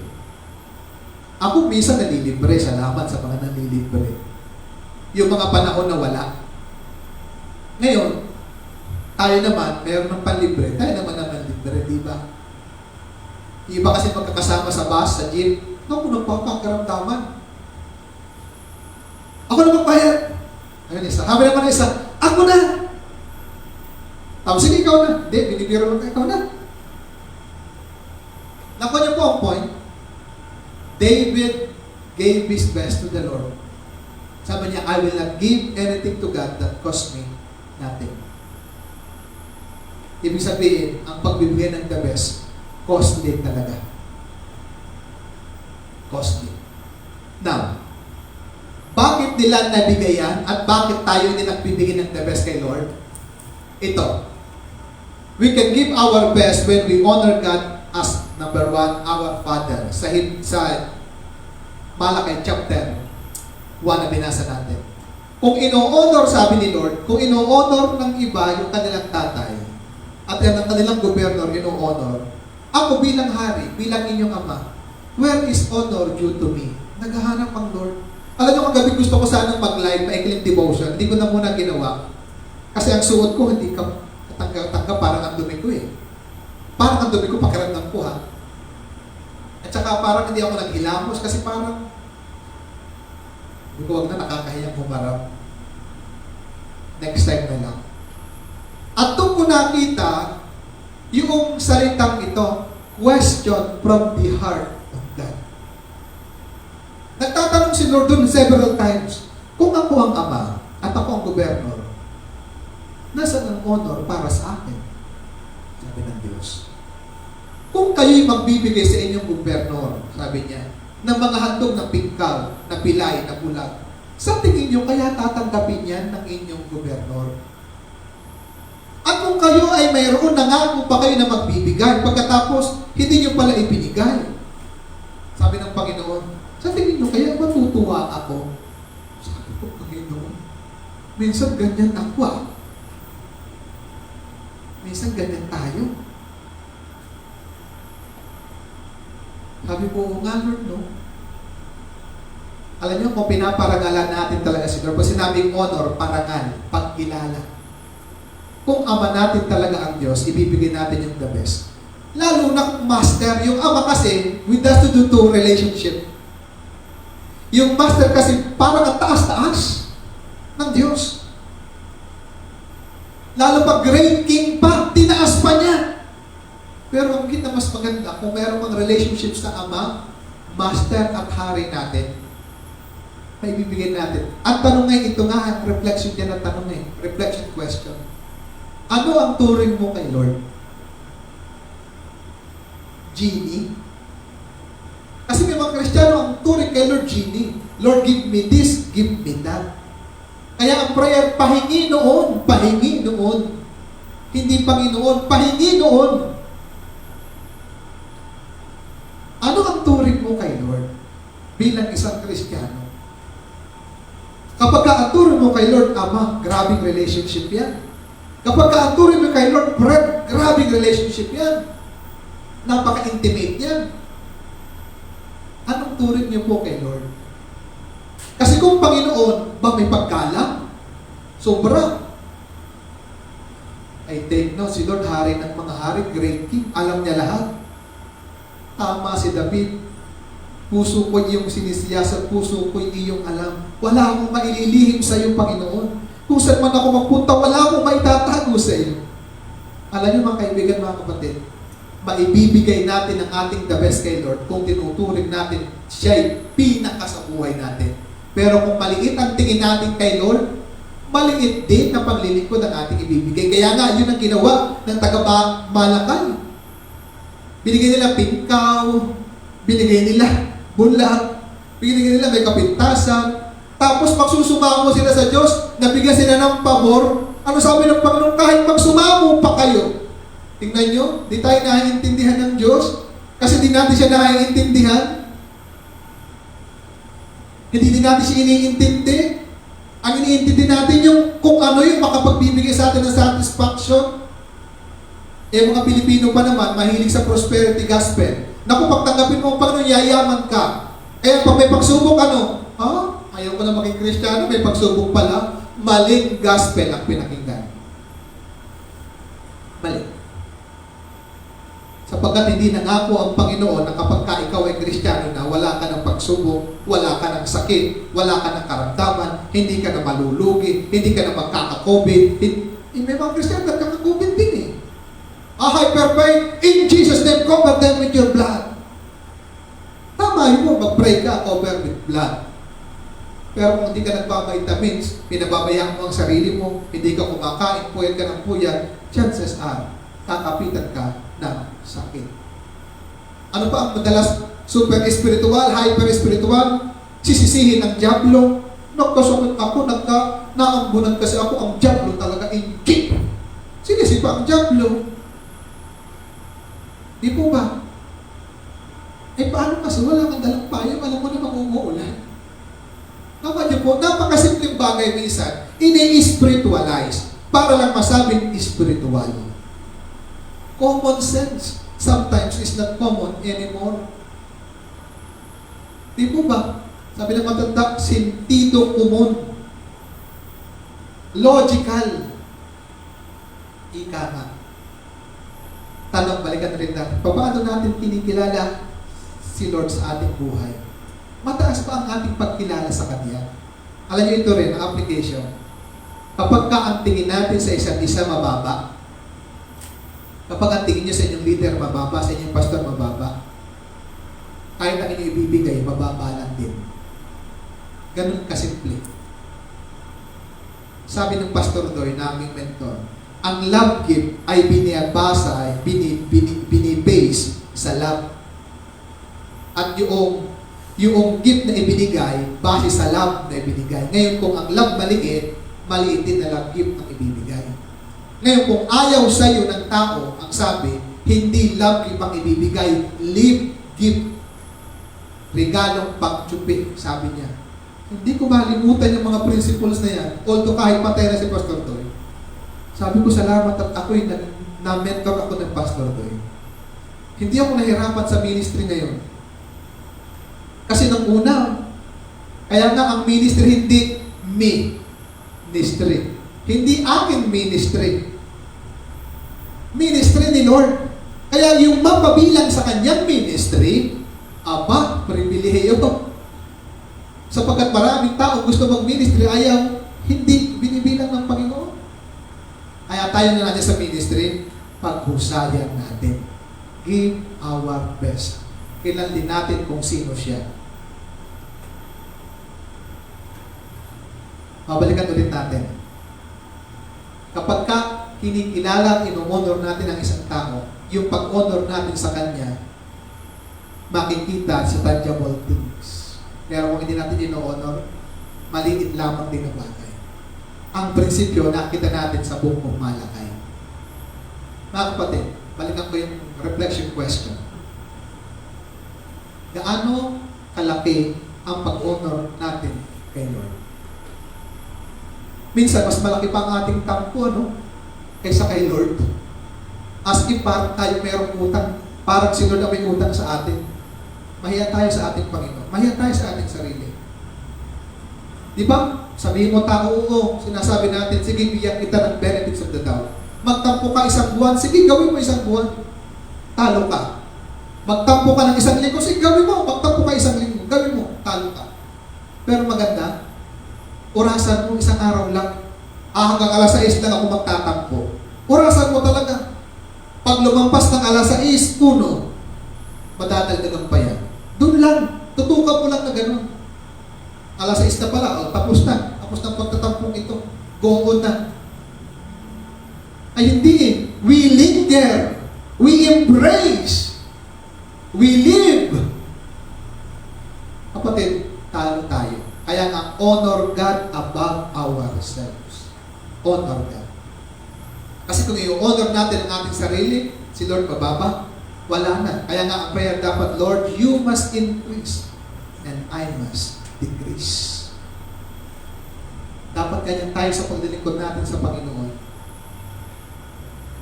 Last but not the least, number 3. Ayaw nang gumana ng number 3. We can give our best to God by surrendering our lives to God completely. Redundant yung word na ganito. We can give our best to God by surrendering our lives completely. We can give our best to God by surrendering our lives completely. The example of the Macedonian churches in 2 Corinthians chapter 8, 1-8. Babasahin natin. Meron itong PowerPoint na inanda. We want you to know, sabi ni Paul sa mga tigang Corinto, Athens, isang church na mayaman, isang church na gifted, isang church na magulo, isang church na punong-puno ng problema, punong-puno ng giftings, pero ungodly. Anong sabi ni Pablo? We want you to know, isang mayaman ding simbahan, sabi niya, we want you to know, brothers, about the grace of God that has been given among the churches of Macedonia. Ang ganda ng pangalan ng word na Macedonia, Macedonia. For in a severe test of affliction, their abundance of joy and their extreme poverty, that is the description, have overflowed in a wealth of generosity of their part. For they gave according to their means, as I can testify, and beyond their means. Mahirap na sila, nagbigay sila sa kanilang ability. And beyond their ability, ito'y patotoo ko sa inyo, sabi ni Pablo, and their own accord, ayon sa kanilang pagpapasya. Begging us, earnestly, parang si Brother Deb lang, si Ernest, for the favor of taking part in the relief of the saints, yung tulong. And this not as we expected. Hindi lamang ito ang aming inaasahan, ang sabi ni Pablo, but they gave themselves first to the Lord. Then by the will of God to us, sa amin din, nag-support din sa amin. Accordingly, we urge Titus that as he had not started, so he should complete among you this act of grace. Verse 7. But as you excel, sabi sa mga taga-Korinto, kasi gifted sila, but as you excel in everything, meron kayong pananampalataya, nag-excel kayo dyan, tama yun. In speech, ang galing nyo nga, ang gagaling nyo. In knowledge, sa karunungan, ang gagaling nyo, nag-excel kayo dyan. In all earnestness, tama, nag-excel kayo dyan. And in love for you, see that you excel in this act of grace. Ang sabi ni Pablo, mag-excel din kayo sa pagbibigay. Sabi ni Pablo, nag-excel lang kayo sa pananampalataya, nag-excel lang kayo sa inyong mga spiritual gifts. Ang kulang na lang, ma-excel kayo sa pagkakawang gawa. Yun na sabi niya, pagbibigay. Verse 8. I say this not as a command. Hindi ko sinasabi ito para kayo ay utusan. But to prove by the earnestness, ilang beses binanggit yung word na earnest niya, Brother Ernest? 3 beses, no? So others that you love also is genuine. Ang ganda ng binanggit ni Pablo. Itong mga taga-Macedonian church, in severe poverty, troubles, yun ang kanilang kalagayan. Yun ang description nila. And yet, despite of that, they gave their best to the gawain ng Panginoon, to the work of God. Paano nila nagawang ibigay yung kanilang the best? What motivates them to give their best to God? To God's service? Tandaan natin, ito yung lesson nakita ko dyan. Hindi hadlang ang kahirapan sa pagbibigay sa gawain ng Diyos. Bakit? Sila, ang hirap ng kalagayan nila. Sa ating panahon, maraming naapektuhan, nawalan ng trabaho, ang iba ay namatayan, ang iba ay nagsusumikap because of pandemic na ito. This pandemic is not the end of all things. This pandemic is the alarm for everyone of us. Alarm. Ano yung alarm? Wake up call sa ating lahat. Ang tanong, nagising kaya ang marami? Naapektuhan tayong lahat, even pastors. Yung iba, nag-iisip, baka hindi na bumalik ng simbahan. Yung iba, hindi ba na nagkukonek kahit sa online, iilan lamang. Yung iba, very seldom. Kapag ka nag-blue ang moon, ay hindi naman nag-blue ang moon, very seldom din. So, very seldom din silang dadalo. Very seldom din magbibigay sa gawain ng Panginoon kasi ang sabi nga mahirap. Mga kapatid, hindi po pala ang kahirapan ng hadlang sa pagbibigay. Ano ang hadlang? Puso. Kasi sila nga ang hirap ng kalagayan pero nagbigay ng masaya eh. Ano pa natutunan natin dyan? Hindi hadlang ang kakaunti na mayroon tayo sa pagbibigay sa gawain sa Diyos. Yung nakita natin kanina, kakaunti yung mga yun, hindi pala yung kakaunti ang hadlang. Ang hadlang pala, minsan tayo, yung puso natin. Ang pagbibigay ay pagpapakita ng pakikiisa o bahagi o suporta sa gawain ng Diyos. Hindi pala, wala kasi ako ibibigay, hindi ako magsusuporta. Hindi pala yun. Earnestness, kagalakan, makibahagi, kagalakan, makipagbigay. What motivates them to do that? Ito yung mga, they gave their best because they gave sincerely. Verse 2, joyful, with smile. Sabi ni Pablo, nagbigay sila ng may kagalakan, beyond their means. So sa madali ko palang salita, ang pagbibigay pala ay hindi kung ano ang mayroon tayo. Kung hindi kung anong puso mayroon tayo. Nakuha niyo mga kapatid, ulitin ko. Ang pagbibigay ay hindi kung anong mayroon tayo. Ang pagbibigay kung anong puso mayroon tayo. Anong klaseng puso mayroon tayo? Yun ang tanong. Kasi kung anong mayroon tayo, halimbawa, maliit lang ito eh. Ay sila nga, ang liit-liit, nakapagbigay eh. Ibig sabihin, meron pala silang pusong mapagbigay. Kaya nga hindi kung ano yung ating ibibigay, kundi anong puso na mayroon tayong ibinigay kay Lord. Kaya nga sa boyfriend, girlfriend, lalo sa mag-asawa, anong klaseng puso mayroon yung girlfriend, boyfriend mo? Naalala ko tuloy yung kwento ni Pastor Eloy, naalala niyo yun? Biglang mawalo ka isip ko. Sabi ganun, mahal kita, sabi sa kanya, girlfriend, boyfriend.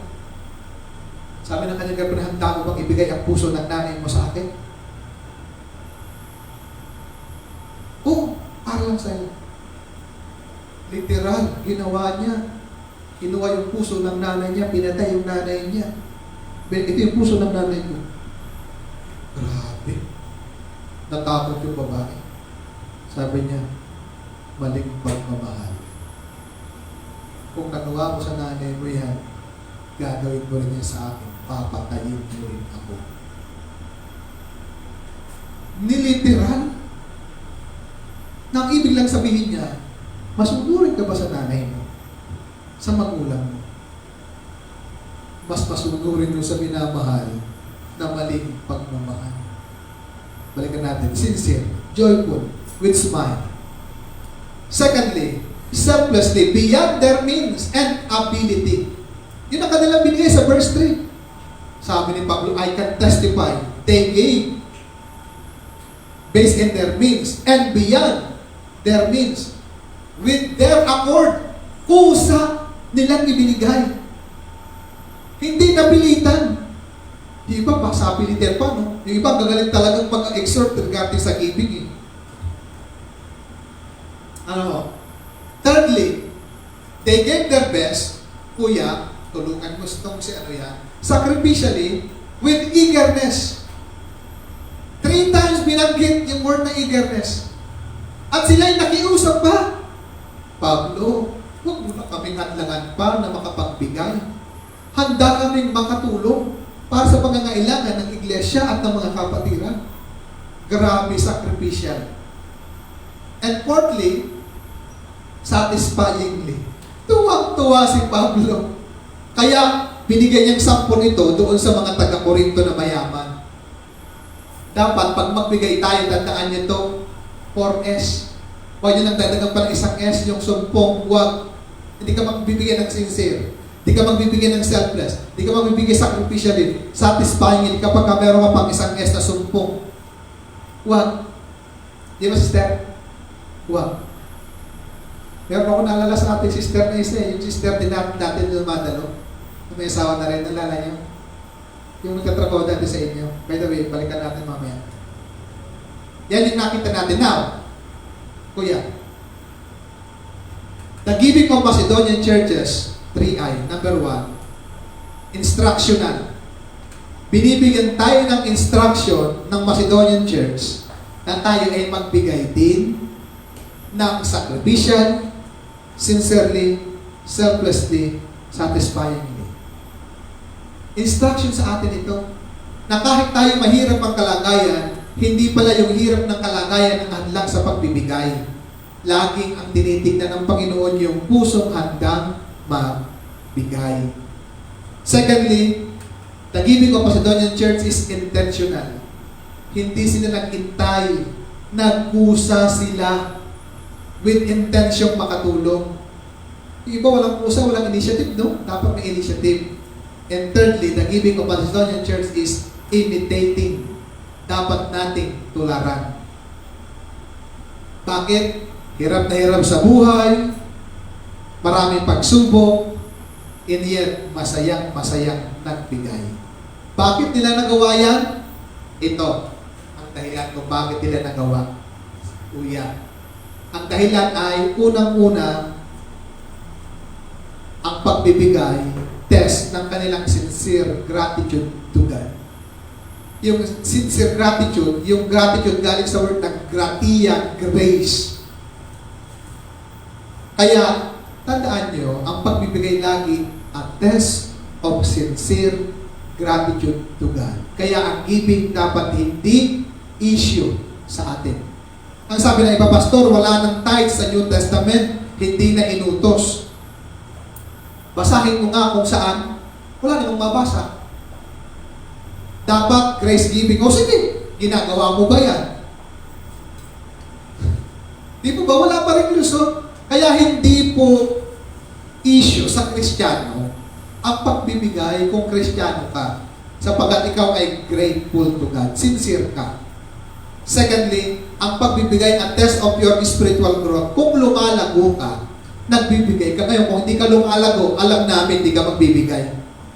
So alam natin sa simbahan na ito, yung mga hindi lumalago, hindi yan nagbibigay. Hindi po may sabi si Pablo yan na binasa natin. So, tanong kapatid, kung nagbibigay ka, praise God, ikaw ay grateful. Kung nagbibigay ka, it means to say you are spiritually growing. Ngayon, kung hindi ka nagbibigay, ay hindi ka pala lumalago at hindi ka rin sincere sa gawain sa Panginoon at hindi ka grateful. Thirdly, giving is a test of your surrendered life to God. So, alam na natin, kapag hindi ka nagbigay, ibig sabihin, hindi ka pala nakasuko kay Lord. Kasi kung nakasuko, ang daling magbigay, pati mula sa nakasuko, di po ba? Naalala ko tuloy si Sister Juby, babautismo. O bautismo rin, sa daling pastor, yung wallet ko mababasa, itataas ko. Hindi kasama ng bautismohan yan para magbigay sa gawain. Ano ba? Gumanga ka, patidila mo, bautismohan, para di ka na magmura. Puro ka pati reklamo, bautismohan, patidila, pati wallet. Nakuha niyo po yung point. Ang punto, kapag ka nakasurrender kay Lord, ibibigay ang lahat. Surrender na nga eh. Ngayon, kung hindi nakasurrender, compartmentalize ang surrendering, kung nakakompartmentalize siya, nakalakpa, ang hirap buksan niya. And number 4, kuya, ito, giving is a test of your support to the work of God. Naiintindihan natin, kung hindi ka magbigay, ibig sabihin, hindi ka nagsusupport. Tapos hindi ka nangingin kay Lord ng blessing, tapos hindi ka nagsusupport. Diyan din nakalagay, magagawa ng gusto tayo pasaganain upang tayo may magamit sa pagkakawang gawa. So yun ang natutunan natin. Sabi ko sa inyo, mahaba yung preaching na ito eh. Kasi July. Sunod, kuya. Ito yung natutunan natin. Mga kaibigan, mga kapatid, na nanonood ng video na ito, maging nandito sa simbahan na 2, 4, 6, 8, 10. Tama. Ito ang natutunan natin. We can give your best to God by faith, by honoring God for who He is in your life, by surrendering your life to God completely. Ang tanong, may pananampalataya ka ba sa pagbibigay? Acceptable yung kay Lord. Kinikilala mo ba ang Panginoon na mas mataas? Ino-honor mo ba siya kung sino sa iyong buhay? Mabibigay mo ang iyong best. Ngayon kung hindi, ang ibibigay mo yan, ibibigay mo lang, okay na yan. Total, maintindihan naman ako ng Diyos. No, hindi. Hindi ka maintindihan ng Diyos. Kasi hindi mo siya iniintindi. Kapag naiintindihan mo siya, kaibigan, kapatid, may bibigay mo yung the best sapagkat ino-honor mo kung sino sa iyo. And thirdly, ikaw ba'y nakasuko ang buhay sa Panginoon? Kasi kung nakasuko ang iyong buhay kay Lord, ang daling mag-support sa gawain. Ang daling mag-support. Ngayon, kung hindi ka nakasuko kay Lord completely, naku, ang hirap. Pasang pilitan pa ang pag-support sa gawain kay Lord. Kaya nga, elevate your faith by giving your best. Elevate your faith by giving your best because God deserves the best in you, not the beast in you. Again, elevate your faith by giving your best. God deserves the best, in you, not the beast in you. Ang susi ng lahat ng pagbibigay, pananampalataya, pagkilala kung sino siya, at pagsusuko ng buhay. Kapag ito ay hindi natin magawa, nag-umpisa sa pananampalataya, hindi natin makikilala kung sino ang Diyos. At hindi natin may susuko ang ating buhay. It takes a lot of faith to do and give our best to God. I challenge you people of God today. Ano bang kalagayan meron ka? Kung sabihin, mahirap lang kami, di ka nagbibigay. Lalo ka maghihirap. Giving is a test of your gratitude to God. Giving is a test of your spiritual growth. Giving is a test of your sincere love. And giving is a test of your support to your local church. Pinagpapala mo ba ang iyong local church? Pinagpapala mo ba kung saan ka below? Be a blessing where we are. Be a blessing, people of God. In our character, conduct, and conversation, in everything, be a blessing wherever we go. Kapatid, tayong lahat ay tumayo at tayo humingi ng kalakasan na nagmumula sa Panginoon. Hallelujah. O Diyos, maraming salamat po sa umagang ito sapagkat tinuruan mo kami kung paano magbigay ng the best. At yan ay nag-umpisa sa pananampalataya, pagkilala kung sino ka sa buhay namin, at pagsusuko ng aming mga buhay. Panginoon, kung nahihirapan kami mag-support sa iyong gawain sa pagbibigay, Panginoon, ang issue nito ay pananampalataya. Ang issue nito, Panginoon, yung hindi namin pagkilala kung sino ka sa buhay namin. Ang issue nito, Panginoon, yung puso at buhay namin na hindi nakasuko. Kaya nahihirapan po kami. Kaya right now, Lord, in the name of Jesus, we surrender our lives to you as a pleasing sacrifice, holy and acceptable to you, O God, which is our reasonable act of worship. Lord, thank you. In view of your mercies, Lord God, we can be able to do these three truth na aming natutunan. Pananampalataya, pagkilala kung sino ka, at pagsusuko ng buhay. Lord, thank you so much. Huwag po namin laging idahilan ang kahirapan. Huwag po namin laging idahilan ang kawalan.